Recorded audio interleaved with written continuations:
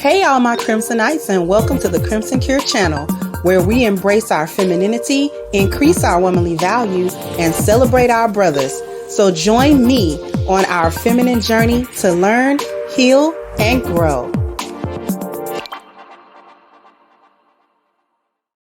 Hey there, my Crimsonites, and welcome to the Crimson Cure channel. I'm your host, femininity coach, and author of the Crimson Cure, and this is my perspective. So I have a clip that I want to show, and it's about a Black woman who was shot to death. Her and her 6-year-old daughter were deleted by her boyfriend or whomever, who also deleted himself.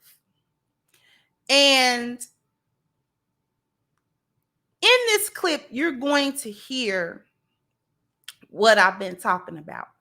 Black women not knowing when to quit, not knowing when they won, not having any self-preservation instincts, and not having any conflict resolution at all. So busy with what a Black man better not do to them and worried about the wrong thing, they miss every red flag that puts them in danger. And then we're going to talk a little bit about victim blaming, because that's a lot of the conversation as well. Oh, we victim blaming. There's a difference between victim blaming and the victim having some accountability within the situation. And one of the comments actually explains that succinctly, and I'm going to let you see the clip, and then we're going to read that comment, and then we're going to talk. So let me go ahead and share my screen really quickly. Okay, here we go.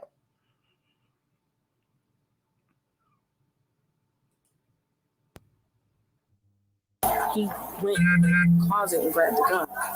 So, and I was like, you're not going to do nothing. And he was like, matter of fact, get out. I said, you can't put me out. Okay, we're here. So he was like, you getting out of my house? Like, are you really trying to provoke me? And every single time he's stepping closer and closer to me. Are you really trying to provoke me? Are you trying to provoke me? I'll kill you. You'll really lose your life in here. The question that everybody wants to know is, why didn't this girl just take her 6-year-old and leave, give this man time to cool off? He asked her 9 times to get out of his house. Girlfriend in here acting crazy and blew up the house. I just wanted to get out the house. I don't want no problems. Even the police tried to persuade her. For me, if I was in a situation that wasn't good for me, I would want to get out. She still refused to leave. An hour after the police left, he shot her dead, shot her 6-year-old dead, and then killed himself. He went in the closet.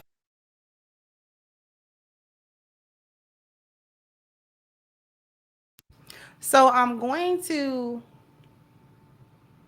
read this comment, which I thought was very, very appropriate. The difference between victim blaming and personal responsibility. A criminal's responsibility to not victimize does not negate a person's responsibility to take precautions to avoid being the victim of a crime. Personal responsibility does not mean that they are to blame. It means negligence and lack of wisdom contributed to an avoidable and foreseeable act.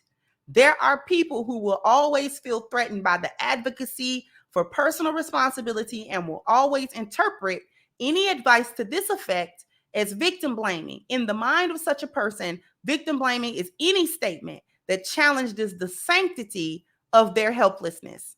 What victim blaming really is. Victim blaming occurs when the victim's behavior did not reasonably lead to a crime. It was unforeseeable and something even a wise and intelligent person couldn't have seen coming. They were sought out. They did not bring the circumstance upon self or could have done anything within reason to stop it. Victim was not being reckless. No one could have predicted what the offender had planned. The offender blatantly created and planned opportunities, not the victim. victim did not die from lack of gathering information, but from the active information being withheld from them that would have caused them to make different and better decisions. Calculated lack of information or situation from the oppressor, not lack of wisdom from the victim. So I'm going to stop sharing the screen.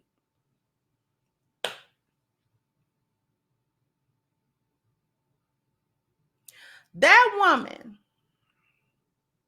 was told 9 times by the man who eventually deleted her and her child to leave his house. He called the police more than once to get her out of the house. The police came, didn't force her out, was trying to persuade her out. I don't know why they didn't just take her into custody, just to get her out. Get her out of the house. Get her and that baby out of the house. Take them somewhere, whatever. You don't leave then. You don't leave when he's telling you to leave.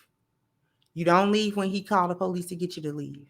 You don't leave when the police show up and tell you to leave. You stay. Arguing. Acting a fool. He already said you tore up the house. Until he reached the end of it. And brought you to the end. And brought that baby to the end too. So you, your baby, probably couldn't live with himself after that. Himself. Because he's somebody that'll take it to their own self. He was already at the end. He was already at the end. And you just kept on going. Kept on pushing. Keep on pushing. Because you got to argue. You got to do what that lady on Bernard Riley's panel said. You can't back down. You can't stop. You got to have the last word. You got to be right. You got to submit him in the situation. Make him admit to wrongdoing. Make him apologize. Make him back up. Or whatever it is that you're trying to do. Worried about the wrong thing. You should have been worried that this man keep on inching closer to you. He's gaining a threatening posture now and telling you to get out. Why come y'all don't ever think about them babies y'all be having and how helpless they gonna be in the situation? You have to make the decision for them, not for you. You have to make decisions for your children, not for you. Once you have children, you no longer make decisions that's just for you. You make decisions for y'all. You make decisions that's going to be the best for them. And at that time, in that situation, it's threatening. The environment is hostile to you and your child. Just like Carlisha Hood. The environment became hostile. It's hostile. It's hostile. You gotta go now. I gotta leave. It's a hostile environment. I don't want to deal with it. But y'all gotta argue in it, and it's on that whole he better not hurt me, he better not touch me type of situation. But if y'all were the victims, as much as you claim, if Black men were as savage as you claim them to be, there's no way you would continuously challenge and dare him to do anything to you. Just leave that man's house. It don't matter if you ain't got nowhere to go. You walk the street, but you'll be alive. You'll be alive to walk the street. How about that?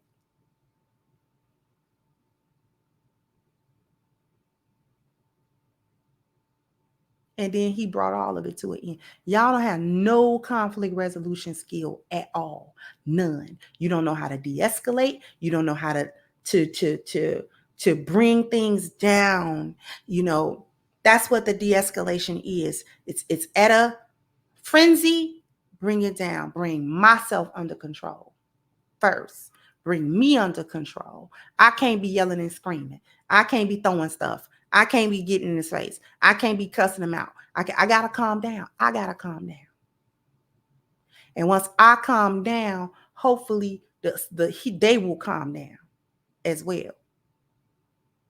And then either I gotta go, or we can talk, or whatever the resolution is, even if it's for that moment and you come back to it.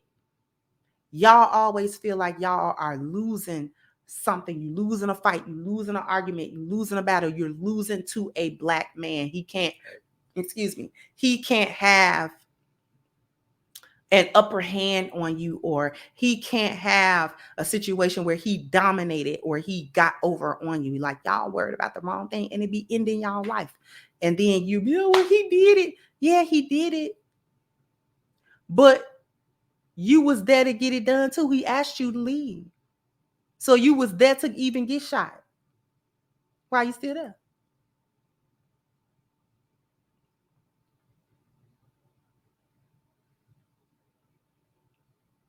And then y'all go to where he shouldn't have done it. That's fine. We can agree to that. But you were still there in a situation to get it done to you. Just like the comment that I read. There's a difference between victim blaming, actual victim blaming, where there's nothing that victim could have done to reasonably prevent what happened to them. And then there's several things you could have done to prevent what happened to you. But you don't want to do none of that stuff because you're too busy arguing, and you're too busy not wanting to be wrong, or you're too busy not wanting to lose. You're going to lose your life. Anyway, jump down in the comment section. Let me know what you think. Like, share, subscribe to the channel if you have not. Once again, I'm your host of Crimson Cure, and this was my perspective. Bye-bye, Crimsonites.